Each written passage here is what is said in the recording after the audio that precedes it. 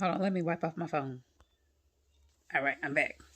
It's Fix It with Fran, where I talk about all things faith, family, food, and fun. Thinking about a lot of things. Thinking about my thoughts like I usually do. And the thought occurred to me as an adult, I guess I'm an adult, as a mom.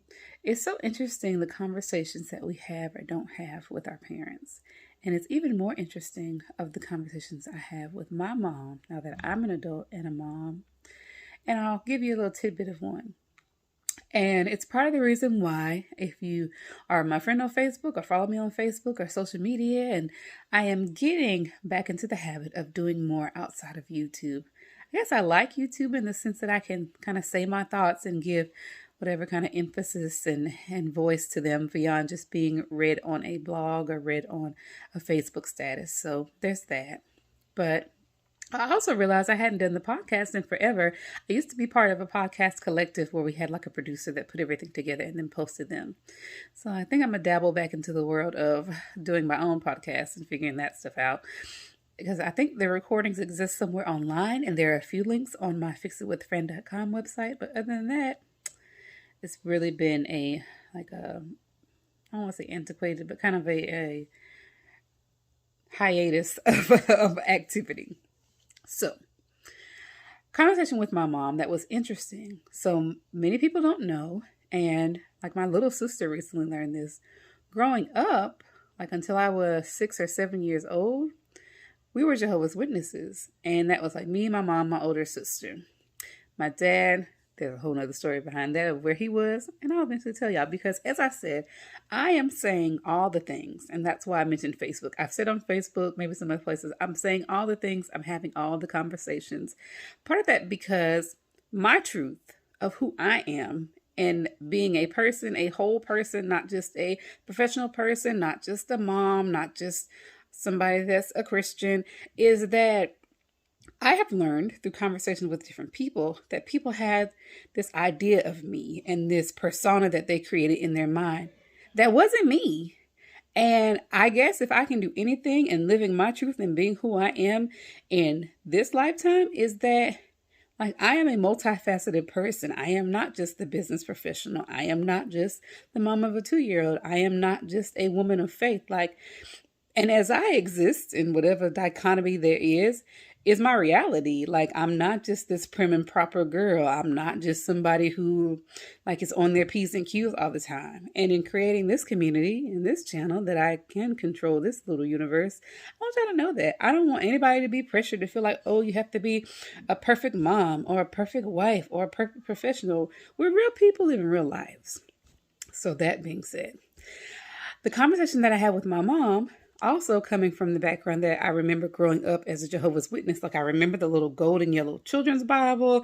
I remember going to the temple. I remember singing the songs. My little sister didn't believe me when I said, she's like, no, we weren't. I was like, Mom, tell her. She's like, yeah, we did.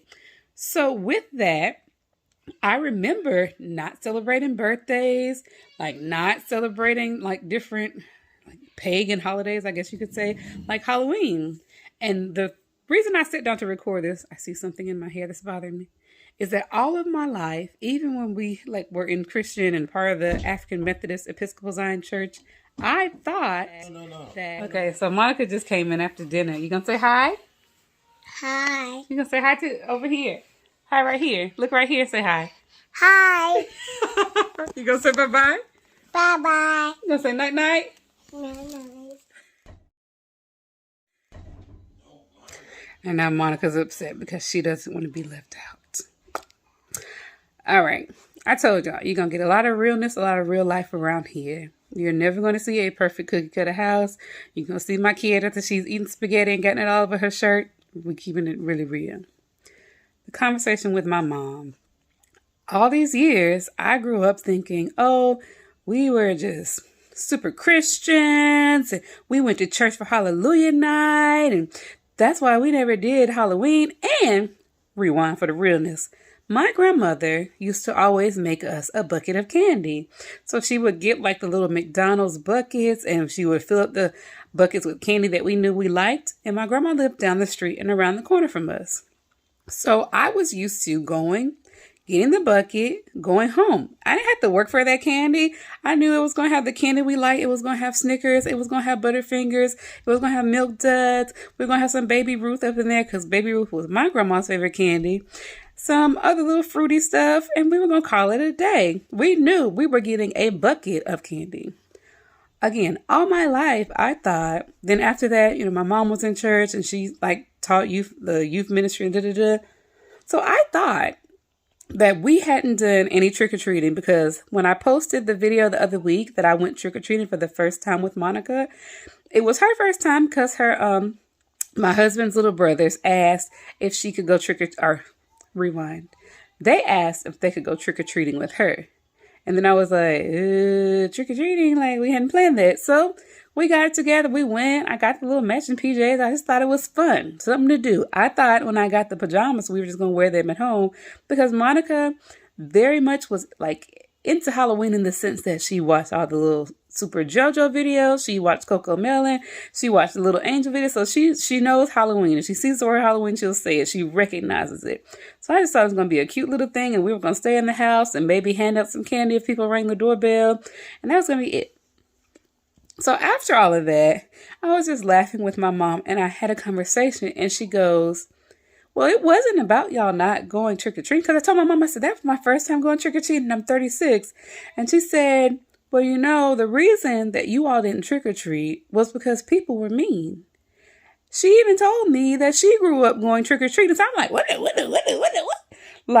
Not only did she go trick-or-treating and my grandma let them go trick-or-treating, but they did like kids did back in the day and just ran around and did different stuff by themselves. No adult supervision.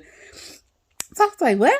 And she said, your grandma, her mom, and her did not want us to go trick-or-treating because she said when you all were growing up, people were mean.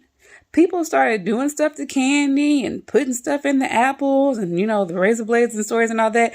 She's like, so we didn't want y'all to ever go out there. So that's when my mom said she was going to put everything together and just let y'all have candy.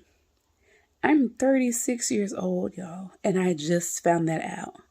And it kind of made me take a step back because, again, I'm in this conscious parenting generation and we're trying to do stuff different and think things through. And I said, nowhere in that process, don't get me wrong, did I ever feel like my mom or my grandma were being cruel.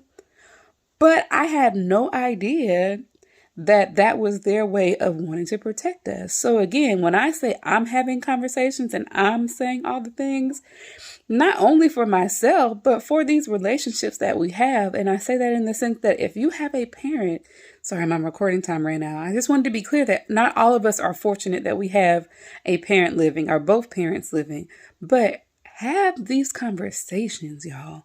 Have them now, have them soon, because so often our lived experience and the perception that we have of something as simple as, oh, we don't trick or treat is so limited.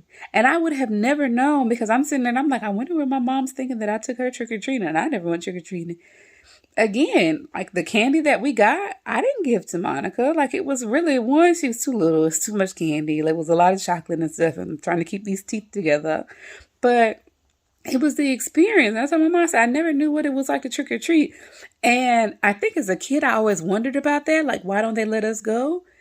But I didn't think to ask. And now I know. So it's a random thought that I have. Even as a mom, I think as a parent that's doing more conscious parenting, having a child who asks questions and who I explain things to, it's one thing to know now as a 36-year-old that my parents were doing that to keep me safe. But us conscious parenting people know, we explain those things to kids. So it kind of eliminates some of the questions. And it's not about making them spoiled. It's not about making them entitled. But the part of conscious parenting that I guess I like, and now this has turned into that kind of moment, is the communication. My daughter, when something happens and I talk to her and it's just do you want to do this? Do you want to get whatever? She understands consequences and options and discipline in a way that I wish I had understood as a little kid. So anyway, that's my little mommy moment. I got a lot of mommy moments, and you can expect more of that and more realness to come because, this is not going to be one of those channels where you see me in a little boutique looking room. This is not going to be one of those channels where you see, Monica's room kind of looks like that, but that's just because I'm on a mission to make sure her room stays clean and that she grows up with like structure and organization and not feeling like she's in chaos. But that's a personal thing. Anyway, here on Fix It with Fran, keeping it real, talking about all things faith, family, food, and fun. I guess I'll drop in more of these tidbits too of just thinking about conversations I've had, random stuff that's on my heart, but if it hits you and it's for you, then it's for you. Otherwise, I always want to leave with y'all that on Fix It with Fran, I truly believe God has given us all gifts and talents that can fix some problem that exists in the world.